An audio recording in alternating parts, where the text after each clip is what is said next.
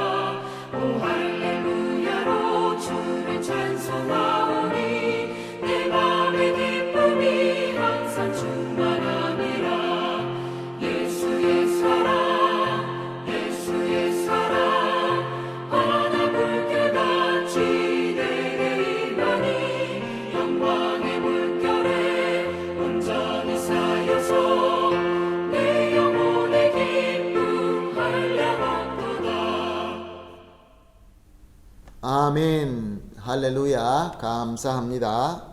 오늘 우리가 함께 보실 하나님의 말씀은 이사야서 13장 6절에서 16절 말씀입니다. 이사야서 13장 6절에서 16절 말씀 함께 보시겠습니다. 너희는 애곡할지어다. 여호와의 날이 가까웠으니 전능자에게서 멸망이 임할 것이미로다. 그러므로 모든 손에 힘이 풀리고 각 사람의 마음이 녹을 것이라. 그들이 놀라며 괴로움과 슬픔에 사로잡혀 해산이 임박한 여자같이 고통하며 서로 보고 놀라며 얼굴이 불꽃 같으리로다.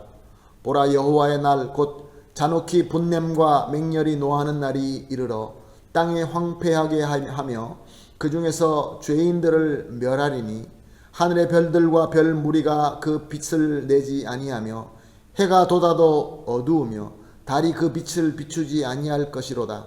내가 세상의 악과 악인의 죄를 벌하며 오만한 자의 오만을 끊으며 강포한 자의 거만을 낮출 것이며 내가 사람을 순금보다 희소하게 하며 인생을 오빌의 금보다 희귀하게 하리로다.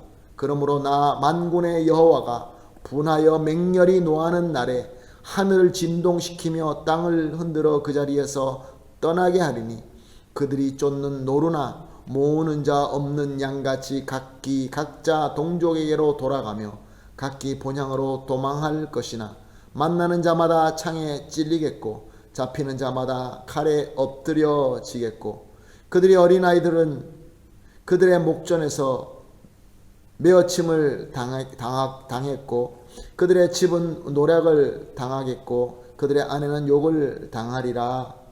아멘. 오늘 본문은 하나님께서 하나님의 도구로 사용한 바벨론을 치실 것을 말씀하고 있습니다. 이미 우리가 매일 아침에 보는 것처럼 이 모든 일들은 아직도 일어나지 않고 예언의 말씀입니다. 180년 이후에나 일어날 말씀입니다. 바빌론이라는 제국은 아직도 큰 힘을 가진 나라가 아니고 아주 작은 고을이 있었을 때 이미 이렇게 주신 말씀입니다. 오늘 본문 6절과 9절을 보게 되면 여호와의 날이라는 말이 나옵니다. 그날은 어떤 날입니까? 여호와의 날, 여호와의 날은 축복의 날이 있을 것이고 은혜의 날이 있겠지만 오늘 본문에서 여호와의 날은 하나님께서 극적으로 죄를 징계하시는 날입니다. 심판의 날인 것이죠. 6절에 보니까 전능자 하나님의 멸망이 임하는 날이다 라고 말씀하고 있습니다. 9절에도 하나님의 잔혹히 분냄과 맹렬히 노하는 날이다 라고 말씀하십니다. 사랑하는 성도 여러분, 바벨론은 비록 작고 약했지만 하나님께서 쓰시기 위하여 그들에게 힘을 주시고 은혜를 주셔서 강력하게 세워서 사용하십니다. 그러나 그렇게 받은 능력으로 말미암아 교만해져서 기고만장해져서 그 받은 능력을 자기 부귀 영화를 위하여 남용하게 될 것입니다. 그리고 무엇보다 하나님을 모욕하며 억울하게 이웃을 짓밟으며 그들 위에 군림하게 될 것입니다. 하나님께서 하나님의 뜻을 위하여 세웠는데도 불구하고 그것을 잊어버리고 그것을 알고 싶어 하지도 않고 하나님을 만홀히 여길 때에 이에 대한 하나님의 징계의 손은 정말로 혹독하게 될 것입니다. 오늘 본문은 그렇게 말씀하고 있습니다. 사람들이 창과 칼과 매임으로 학살당한다고 이야기하고 있습니다. 본문으로 이미 보았기 때문에 더 자세하게는 말씀하지 않겠습니다. 여인들이 욕을 당하고 집이 노략당할 것이고 사람들이 놀라고 괴롭과 슬픔에 빠져들어서 손에 힘이 풀리고 마음이 녹는 것 같이 될 것입니다. 사람들만 그렇게 혹독하게 고통당하는 것이 아니라 하늘과 땅도 상함을 받게 되고 빛을 내지 못하게 될 것이며 짐승들까지도 다 멸망당하게 된다라고 말씀하십니다. 오늘 내용에 선포되는 재앙이 너무나 크고 너무나 혹독합니다. 그만큼 바벨론의 죄악이 심각했던 것이죠. 그런데 참 감사한 것은 11절 하반절 말씀에 보니까 교만한 자의 오만을 끊으며 강포한 자의 거만을 낮추게 하는 것이다. 하나님의 징계의 목적은 오직 파괴만이 아니라는 것입니다. 악한 것을 제하고 악한 자들을 심판하는 것도 하나님의 그 심판의 목적이기도 하지만 나아가서 사람들의 교만과 오만을 벗게 만들고 거만을 빼앗아서 겸손하게 만들어서 부드러운 땅으로 만들어서 하나님의 은혜가 다시 떨어졌을 때 그것으로 잘 자라서 하나님을 위하여 열매 맺기 위하여 하나님께서 주시는 것이다 라는 뜻이 오늘 본문에 숨어 있는 것입니다. 사랑하는 성도 여러분, 오늘 본문 말씀을 통하여 우리에게 어떤 깨달음이 있습니까?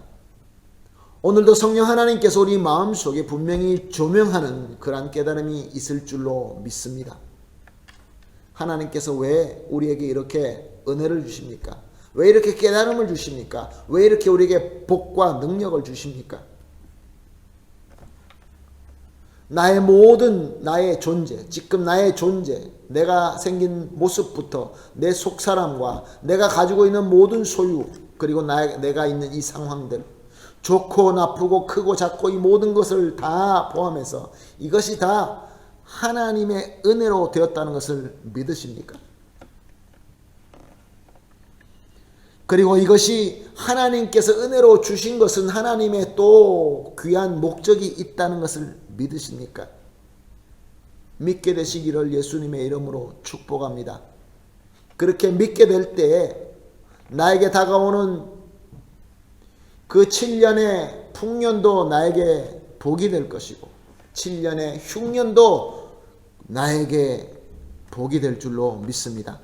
그러므로 오늘 이렇게 기도합시다. 세 가지를 놓고 기도합시다. 첫 번째, 하나님께서 주신 은혜, 또 하나님께서 원하시는 목적을 바로 깨닫게 하시고 그것으로 말미암아 감사하며 순종할 수 있게 하여 주시옵소서라고 기도합시다. 그리고 두 번째는 내가 버려야 할 교만, 내가 가져서는 안 될 그 오만을 깨닫게 하시고 회개하시고 다 버리게 하여 주시옵소서라고 기도하겠습니다. 그리고 마지막으로 하나님의 때가 징계의 때가 아니라 기쁨의 축복이 때게 되게 하여 주시옵소서라고 기도하겠습니다. 지금 우리가 겪고 있는 이 팬데미아로 말미암아 겪고 있는 이 어려움이 하나님의 징계가 아니라 하나님께서 주시는 축복의 때가 되게 해달라고 그렇게 우리 함께 기도하시고 합심해서 기도하시고 개인적으로 기도하는 시간 가지도록 하겠습니다. 다 같이 기도하겠습니다. 하나님 아버지 감사합니다. 하나님께서 주시는 것이고 하나님께서 세워주시는 것이고 하나님께서 허락하신다는 것을 망각하고 내 마음대로 불평하고 내 마음대로 주신 것을 잘못 사용할 때가 너무나 많이 있었습니다. 주여 불쌍히 여겨 주시옵소서. 그리하여서 나에게 주신 이 모든 것이 하나님의 은혜이며 또한 하나님께서 원하시는 목적이 있다는 것을 바로 깨닫게 하여 주시옵시고 그것으로 감사하면서 순종할 수 있게 하여 주시옵소서. 하나님 아버지, 아직도 버리지 못하는 나의 교만과 오만이 있습니까? 깨닫게 하여 주시옵소서. 회개하게 하여 주시옵소서. 그리고 버릴 수 있게 하여 주시옵소서.